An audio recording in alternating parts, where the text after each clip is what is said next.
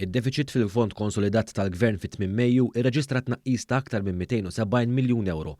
Dan ħareġ minn stqarrija mill-Uffiċċju Nazzjonali tal-Istatistika kif id-differenza bejn id-dħul u l-infiq totali tal-Gvern urid deficit ta' aktar minn 103 miljun euro.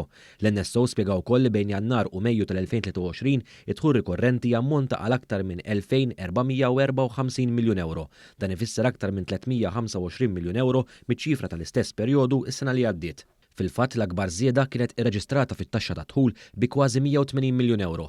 Warajha kien hemm lotjiet li ammontaw għal 56 miljun euro, is-sigurtà soċjali b'aktar minn 36 miljun euro u t-taxxa fuq il-valur miżjud b'aktar minn 28 miljun euro.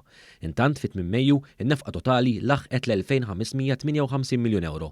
Dan jammonta l-aktar minn 55 miljun euro aktar mis-sena ta' qabel. F'dan l-istess perjodu n-nefqa rikorrenti kienet ta' 2252 miljun euro u bekk żieda ta' 39 miljun euro fuq Mejju tal-2022.